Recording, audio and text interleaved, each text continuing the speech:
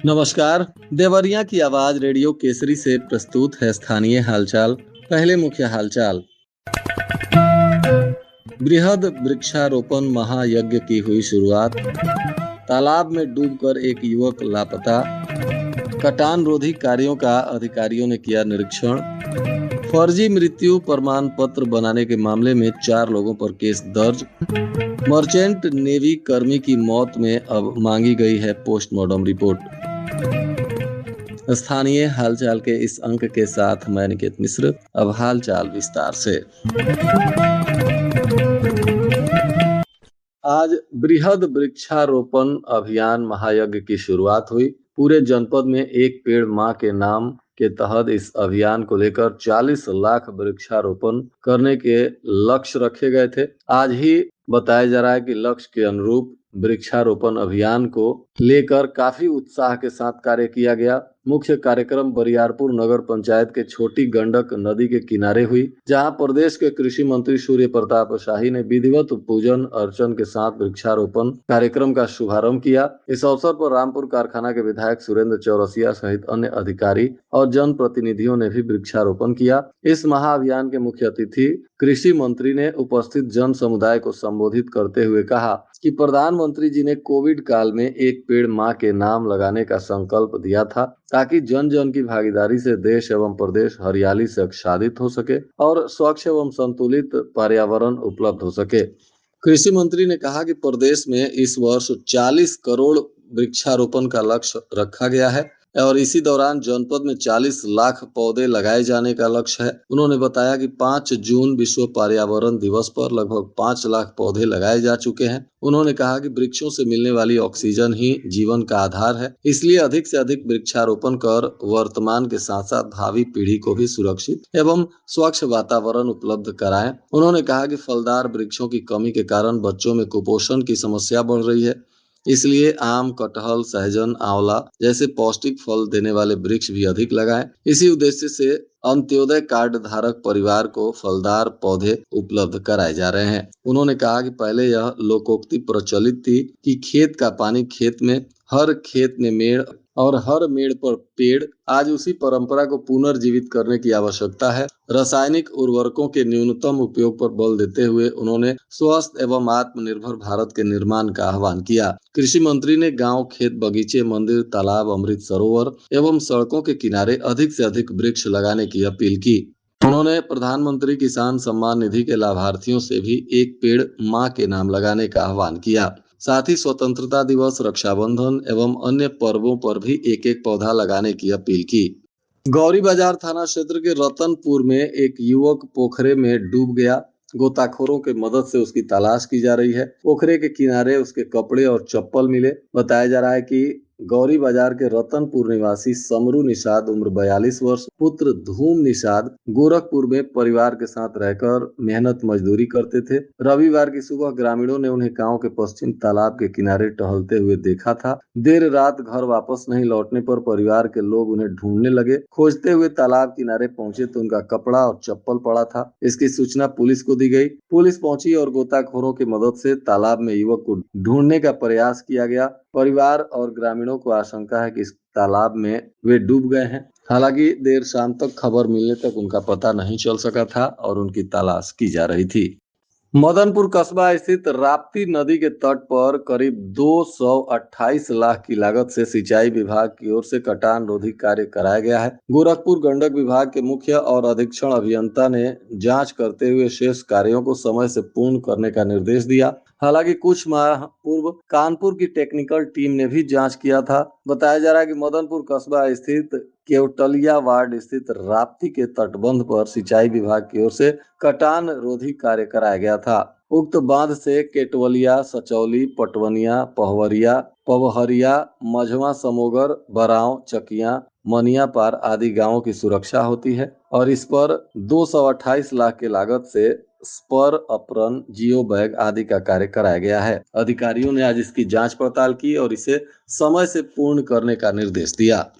गौरी बाजार थाना क्षेत्र के ग्राम संझवा के रहने वाले 4 लोगों के विरुद्ध सदर कोतवाली पुलिस ने फर्जी मृत्यु प्रमाण पत्र तैयार कराने का केस दर्ज किया है। यह कार्रवाई पुलिस ने न्यायालय के आदेश पर किया है। केस दर्ज करने के बाद पुलिस मामले की जांच में जुट गई है। पुलिस के जिम्मेदार अधिकारी विवेचना पूरी होने के बाद ही कुछ भी कहने की बात कर रहे हैं। बताया जा रहा है कि संझवा गांव के रहने वाली टिंकी उर्फ रिंकी पत्नी स्वर्गीय गिरधर ने पुलिस से शिकायत की है कि उनके पति के निधन के बाद भतीजे शैलेंद्र, जगजीत, शंभू, निरंजन ने फर्जी वसीयत तैयार कर संपत्ति हड़पने का प्रयास किया और फर्जी मृत्यु प्रमाण पत्र तैयार कर उनके साथ धोखाधड़ी का प्रयास किया गया। अब उनके आवेदन पर पुलिस मामले की जाँच कर रही है। वेनेजुएला से मर्चेंट नेवी कर्मी के आए शव के पोस्टमार्टम रिपोर्ट में मस्तिष्क, हृदय, फेफड़ा समेत अन्य आंतरिक अंग गायब होने के मामले ने अब तूल पकड़ लिया है। भारत सरकार के सख्त होने के बाद अब वेनेजुएला दूतावास भी सक्रिय हो गया। बताया जा रहा है कि देवरिया पुलिस से दूतावास के अधिकारियों ने पोस्टमार्टम रिपोर्ट की कॉपी मांगी है। पुलिस के अधिकारियों ने कॉपी मोबाइल व्हाट्सएप के माध्यम से उपलब्ध करा दिया है। उधर डीएम मधुसूदन हुल्गी ने राकेश की पत्नी से मोबाइल पर बातचीत की और कंपनी से जुड़ी सभी जानकारियां मांगी है। माना जा रहा है कि जल्द ही इस मामले में बड़ी कार्रवाई हो सकती है। बताते चले कि वेनेजुएला दूतावास ने मर्चेंट नेवी कर्मी के शव की पोस्टमार्टम रिपोर्ट मांगने के बाद अब इस पर एक्शन लिया है। मृतक भलुअनी थाना क्षेत्र के भगवानपुर लंगड़ा बाजार के रहने वाले राकेश चौहान उम्र 33 वर्ष 8 वर्ष पहले मर्चेंट नेवी में गए थे। जाने के बाद परिवार की स्थिति मजबूत होने लगी। इसी बीच नवंबर महीने में वेनेजुएला गए थे। परिजनों के अनुसार वह अपने पिता और परिवार के लोगों से हर दिन बात करते थे। 6 मई को उनका फोन घर नहीं आया तो पिता ने 7 मई को फोन किया, जिस पर सूचना दी गई कि वह एक हादसे में घायल हो गए हैं, उपचार चल रहा है। 4 घंटे के बाद बताया गया कि हालत गंभीर है। कुछ घंटे बाद ही उनके मृत्यु की सूचना दी गई। इसके बाद परिवार के लोग शव मंगाने में जुट गए। 4 जून की रात शव देवरिया आया। डीएम के निर्देश पर चिकित्सकों की 3 सदस्यीय कमेटी ने वीडियो रिकॉर्डिंग के बीच पोस्टमार्टम किया, जिसमें उनके शरीर के कई अंग गायब मिले। अब इसी पर मामला तूल पकड़ा है और इसकी उच्च स्तरीय जांच की जा रही है। मई थाना क्षेत्र में एक अजीबोगरीब मामला सामने आया। एक विधवा मां अपने दोनों बेटों को पाने के लिए अपने पिता के साथ थाने पहुंची। पुलिस ने दोनों बेटों को बुलाया और मां के साथ जाने की बात कही, लेकिन यहां बच्चों ने मां के जगह दादा दादी के प्रेम और स्नेह को चुना। मां के साथ जाने के बजाय दोनों ने दादा दादी के साथ रहने की जिद कर डाली। 1 घंटे तक मान मनोबल हुआ, लेकिन बात नहीं बन पाई। अंत में मां और नाना अपने आंखों में आंसू लिए थाने से विदा हुए। बच्चों की जिद के कारण उन्हें उनके दादा दादी के पास ही भेज दिया गया। बताया जा रहा है कि बच्चों के पिता की मौत हो गई, जिसके बाद उसकी मां अपने मायके में रहने लगी और अब बच्चों को भी अपने साथ ले जाना चाहती थी, परंतु बच्चे दादा दादी के साथ ही रहना चाह रहे थे। सलेमपुर में लक्ष्य से पहले मकान जनगणना का कार्य पूरा करने वाले कर्मियों को अब तक मानदेय नहीं मिल सका है। भुगतान में हो रही देरी और जनगणना कार्य में लगे सुपरवाइजर और प्रगणकों में इसको लेकर नाराजगी बढ़ रही है। बताया जा रहा है कि मकान जनगणना की अंतिम तिथि 20 जून निर्धारित थी। जनगणना कार्य में पूरे तहसील क्षेत्र से 1000 से अधिक सुपरवाइजर और प्रगणकों की ड्यूटी लगाई गई थी। कर्मियों ने तय समय से पहले ही घर घर सर्वे का कार्य पूरा कर लिया। तेज धूप में घर घर जाकर सर्वेक्षण किया गया। इसके बावजूद भी 20 दिन से अधिक समय बीतने के बाद भी उनका मानदेय भुगतान नहीं हुआ। रामपुर कारखाना में विद्युत विभाग के मेन लाइन का खंभा टूटने से आधी रात से ही 2 उपकेंद्रों की बिजली गुल हो गई। आपूर्ति बंद होने से दोनों उपकेंद्र के 25,000 उपभोक्ता बेहाल हो गए। बारिश आने से भी मेन लाइन खराब होने से उपभोक्ताओं का जीना मुहाल हो गया। ब्लॉक और तहसील पर न्याय नहीं मिलने के बाद अब हर दिन लोग जिला मुख्यालय तक दौड़ लगा रहे हैं। तहसील स्तर पर न्याय नहीं मिलने के चलते कलेक्टेरिएट में तैनात अधिकारियों के पास फरियादियों की भीड़ प्रत्येक दिन बढ़ती जा रही है। अब डीएम मधुसूदन हुल्गी इसको लेकर सख्त हो गए हैं। जिला मुख्यालय पर आने वाले फरियादियों के प्रार्थना पत्र को चिन्हित करने का उन्होंने निर्देश दिया। सर्वाधिक शिकायतें जिस तहसील से आएंगी, वहां के प्रार्थना पत्र के साथ ही अधिकारियों के कार्यों की भी समीक्षा की जाएगी। पहले की अपेक्षा डीएम के जनता दर्शन में फरियादियों की संख्या काफी बढ़ गई है, जिसको लेकर अब उन्होंने प्रखंड और अंचल स्तर पर ही मामलों को निपटाने के लिए आवश्यक रणनीति बनाकर अधिकारियों को निर्देशित किया है। तोरिया और दलहन तिलहन बीज की ऑनलाइन बुकिंग 10 जुलाई से शुरू हो गई है। बताया जा रहा है कि तिलहन के बीज की बुकिंग 10 सितंबर तक और तोरिया की बुकिंग 16 अगस्त तक होगी। वहीं रबी 2026-27 को विभागीय पोर्टल पर विभिन्न फसलों की ऑनलाइन बुकिंग भी होने लगी है। गेहूं एवं अन्य फसलों की बुकिंग भी 10 जुलाई से 30 सितंबर तक होगी। कृषि विभाग के सभी क्षेत्रीय अधिकारियों कर्मचारियों को अपने क्षेत्र में रबी बीज वितरण कार्यक्रम का व्यापक प्रचार प्रसार कर अधिकाधिक पात्र कृषकों की ऑनलाइन बुकिंग कराने का निर्देश दिया है।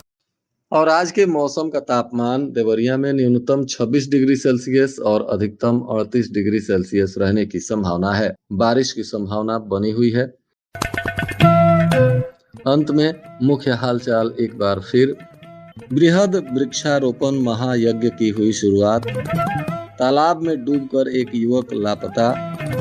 कटान रोधी कार्यों का अधिकारियों ने किया निरीक्षण। फर्जी मृत्यु प्रमाण पत्र बनाने के मामले में 4 लोगों पर केस दर्ज।